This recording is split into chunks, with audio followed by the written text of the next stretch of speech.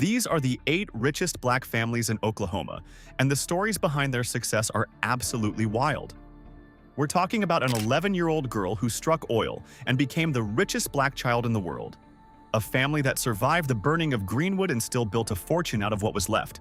And an NBA superstar building a 50-acre empire in downtown Oklahoma City. Let's get into it. Number 8.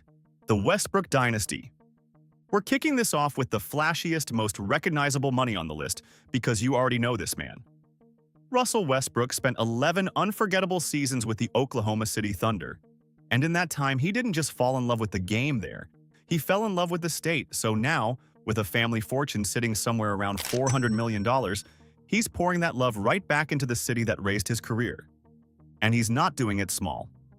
Through his family office, Russell Westbrook Enterprises, he teamed up with a local Oklahoma City investment firm to become a primary co-developer of a planned 50-acre, sports-anchored entertainment district right in the heart of downtown OKC. We're talking a multi-billion-dollar project rising up on a former co-op site near the Oklahoma River, anchored by a brand-new multi-purpose stadium. And Russell isn't just writing checks from the sidelines. He's the actual creative director of the whole thing. He's also got a serious equity stake in a high-tech biomanufacturing company in the city's innovation district. The man is building Oklahoma's future, brick by brick. But here's the detail that tells you exactly who Russell Westbrook is. Before all this, he actually owned his own car dealership out in California. And when he set it up, he had a full-sized basketball hoop installed right on the showroom wall. Underneath it, instead of quotes from famous historical figures, he hung up motivational quotes that he wrote himself. So before you bought your car, you could step up and shoot a few free throws. That is just pure, unfiltered personality. Beyond the wealth, his clothing label, Honor the Gift, struts down runways in Paris, and his foundation has funded reading rooms in schools all across Oklahoma to help kids learn to love books. Russell Westbrook is the perfect example of the new wave. An athlete who turned a basketball career into a genuine, diversified empire and made sure his adopted home reaped the rewards. Now, Westbrook adopted Oklahoma. Our next man was born and raised in it, and his story comes with a genuinely classy detail about respecting the legends who came before him. Number 7. The Griffin Dynasty. Long before he was an NBA superstar, Blake Griffin was just a kid from Oklahoma City. Born and raised right there, he and his brother Taylor went to school out in the suburb of Edmond before Blake became an absolute legend playing for the Oklahoma Sooners. He was so dominant that he went number 1 overall in the 2009 draft and made 6 straight All-Star teams. His fortune today sits between $110 and $130 million. And these days, Blake is playing a brand new game, the Hollywood game. He co-founded a production company called Mortal Media, and they've reeled in major first-look deals with massive studios like Sony Pictures. They even financed and developed the modern reboot of the classic film White Men Can't Jump. So he went from posterizing centers to producing movies, all while keeping a real estate portfolio that stretches from the luxury of Pacific Palisades back home to the upscale acreage of Edmond, Oklahoma. The roots never left. But here's the detail that genuinely tells you about his character. When the University of Oklahoma wanted to retire Blake's college jersey, number 23, there was a problem. That number had already been retired years earlier to honor another Sooners legend, a man named Wayman Tisdale. So Blake didn't just accept the honor and move on. He personally reached out to Tisdale to ask for his blessing first. He understood that he was stepping into a legacy bigger than himself, and he showed the proper respect. That one phone call created a lasting bond between two of the most important black sports families in all of Oklahoma. And trust me, keep that name, Wayman Tisdale, in the back of your mind. Because we are absolutely going to come back to that legend a little later on this list. But Griffin isn't the only OU star here who turned the little town of Norman into a global launchpad. Our next man is younger, hungrier, and arguably building his empire even faster. Number 6. The Young Dynasty. Trae Young is proof that you don't have to wait until you're retired to start building a dynasty. The electric NBA point guard was raised right in Norman, Oklahoma, starred for the hometown Sooners, and has already stacked up a fortune estimated between $60 and $80 million. But what's truly impressive is how fast and how intentionally he's moving with it. The centerpiece of his Oklahoma legacy is pure generosity. His family foundation donated $4 million to help build the Young Family Athletic Center in Norman. And this isn't some small gym. We're talking a $22.5 million, 122,000 square foot mega complex packed with 8 basketball courts, 12 volleyball courts, and elite competitive swimming facilities. At an age when most people are still figuring things out, Trae Young is funding the public infrastructure that an entire community gets to use. Of course, the man also enjoys his success. In Norman, he scooped up an 8,100 square foot home with a custom pool, a water slide, and a garage built to hold 7 cars. But the real flex is out in Calabasas, California, where he bought a 14,000 square foot mega mansion inside an exclusive gated community. This place is absurd, featuring a resort-grade pool, an underground 9-car garage, a wine cellar, and a 15-seat private movie theater. Speaking of enjoying your success while staying smart about every dollar, that's what pulled someone on our team to the Pulse R8 Smart Ring. It tracks your heart rate, your sleep, and your workouts straight from your finger. A week on a single charge, 100 days with the case, and it's fully waterproof. The part that got us was the price, under $40, a fraction of what the big-name rings cost because it comes direct instead of through the retailers that mark everything up.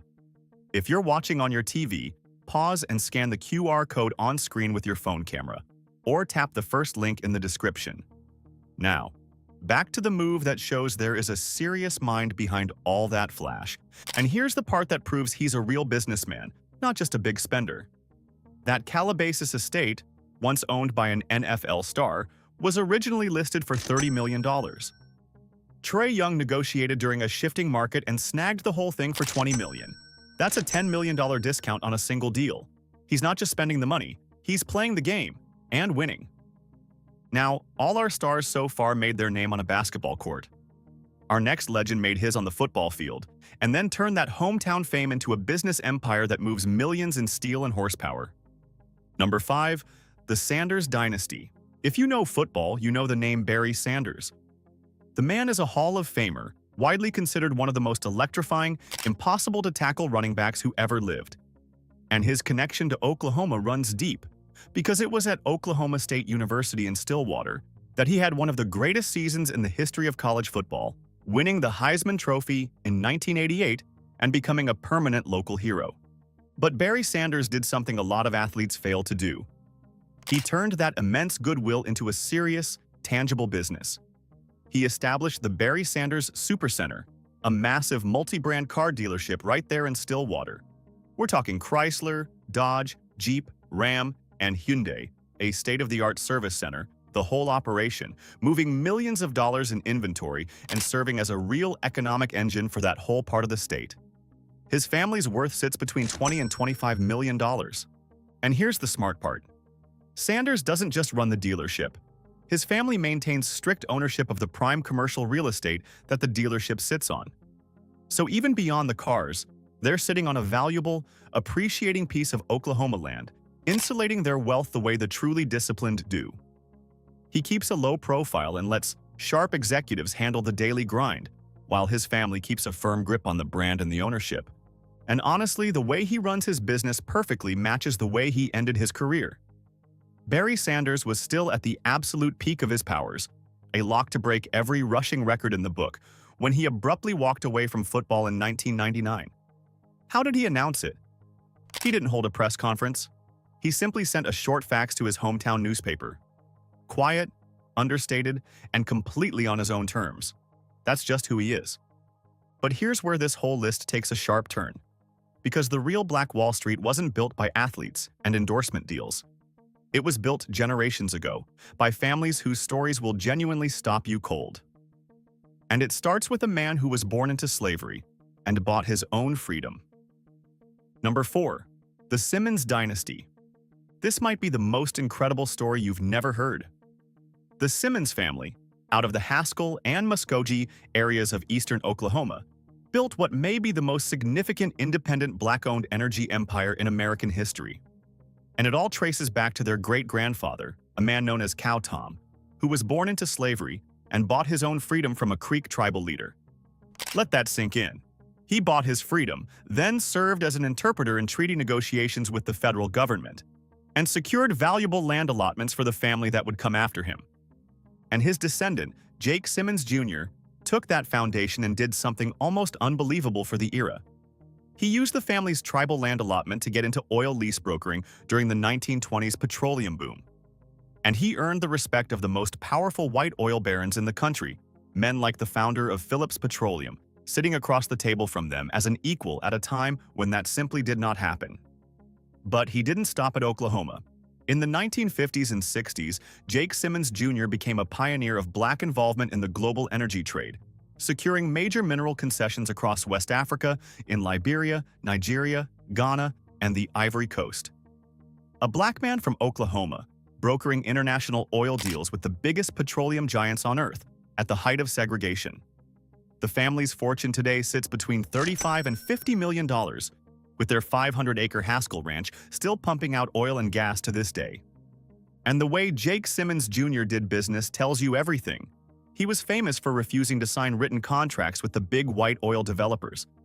Instead, he executed multi-million-dollar land leases entirely on his handshake and his word. His word was his bond, and these massive corporations knew it was ironclad. But the man was so much more than an oil baron. He was a fearless civil rights champion who served as president of the Oklahoma NAACP, single-handedly desegregated the local Knights of Columbus, and took a major school desegregation lawsuit all the way to the United States Supreme Court back in 1938. This family produced an undersecretary of the Interior and a Harvard-trained professor. And yet, they live so understated that the man running the empire today resides in a modest home on the family ranch, driving classic cars while quietly managing global energy holdings. That is generational wealth in its most powerful, dignified form. And the Simmons family wasn't the only one to turn rocky Oklahoma dirt into a fortune in oil. Our next story is somehow even more unbelievable because it belongs to an 11-year-old girl. Number 3. The Rector-Campbell Dynasty. Get ready, because this is one of the wildest true stories in American history. It centers on a girl named Sarah Rector, born near the all-black town of Taft, Oklahoma, back in 1902. Because her ancestors were tied to the Creek Nation, young Sarah was granted a 160-acre land allotment in Glenpool, Oklahoma. There was just one problem. The land was considered sandy, rocky, and totally useless for farming. It was basically a worthless plot nobody wanted. And then, in 1913, everything changed. A wildcatter drilling on her so-called worthless land struck a massive gusher, producing 2,500 barrels of oil a day. Overnight, this 11-year-old girl was earning around $300 a day, which would be well over $10,000 a day in today's money. The newspapers started calling her the richest colored girl in the world. An 11-year-old, richer than almost anyone around her. But here's the detail that perfectly captures the insane injustice of that era. Sarah was so wealthy, but because of Oklahoma's brutal segregation laws, she wasn't even allowed to ride in a first-class train car. So in 1913, the Oklahoma legislature actually stepped in and made an effort to have this little black girl officially declared honorary white, just so her money could buy her the comfort her skin color was being denied. Read that again.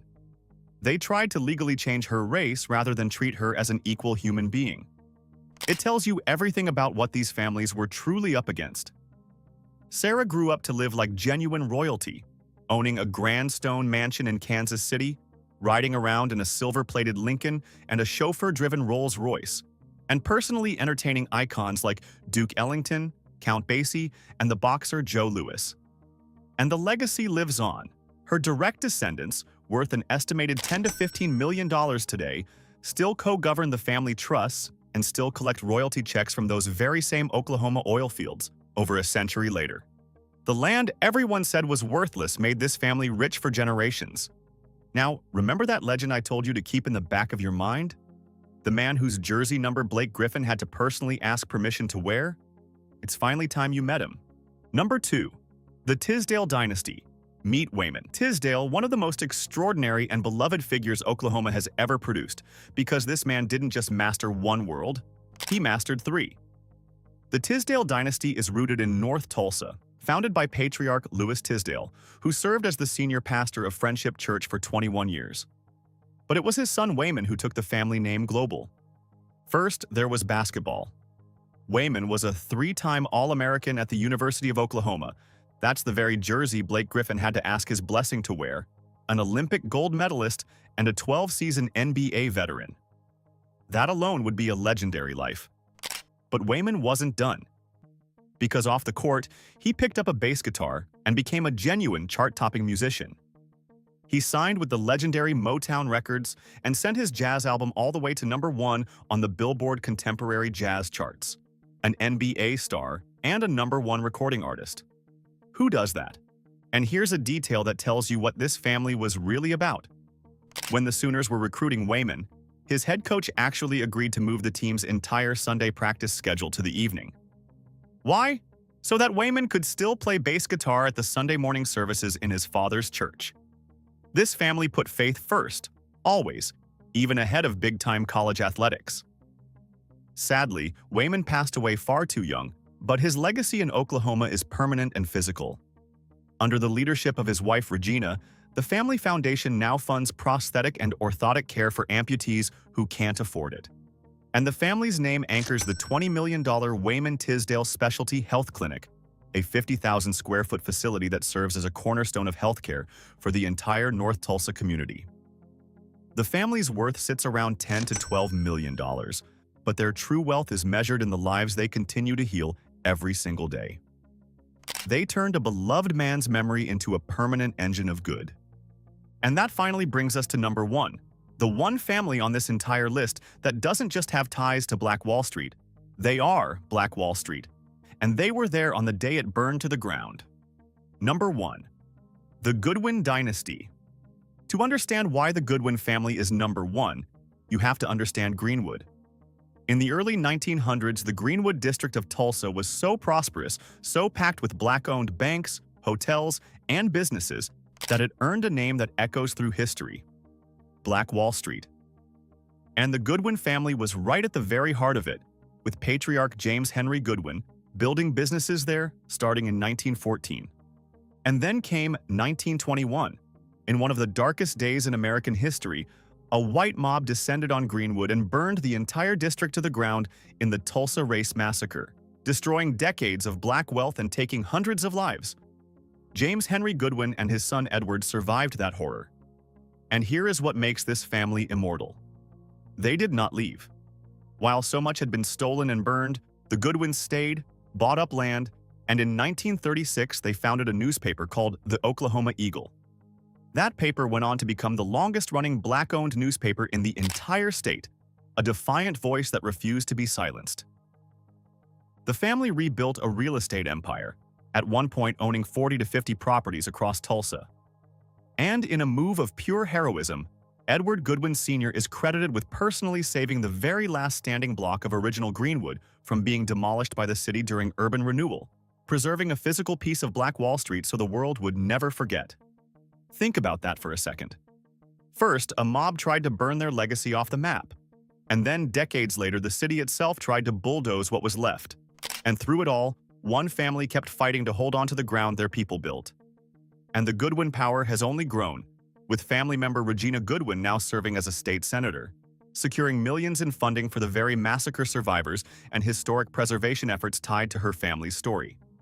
And the resilience runs in the blood. Take James Osby Goodwin, a prominent attorney and publisher of the Eagle. At just 9 years old, he lost his right arm in a horrific accident. But he refused to let it define him, going on to graduate from Notre Dame and successfully argue major constitutional free speech cases before the United States Supreme Court. Worth an estimated $20 to $30 million, the Goodwins aren't just rich. They are the living, breathing soul of Black Wall Street, a family that took the worst that America could throw at them and turned it into a century of resilience, ownership, and power. So that was #8. And when you put all these families together, you realize this was never just a list of rich people. This is the story of the real Black Wall Street. From an enslaved man who bought his own freedom and built a global oil empire, to an 11-year-old girl who struck it rich on land nobody wanted, to a family that survived the burning of Greenwood and stayed to rebuild it. These dynasties did something almost impossible. They turned treaty allotments, oil, faith, sports, and pure, unbreakable courage into wealth that survived massacres, survived segregation, and got passed straight down the bloodline. So which family surprised you the most? Drop your take in the comments, smash that like button, and if you want to know about more of the richest Black families across the globe, make sure to subscribe to Black Status. We'll catch you on the next one.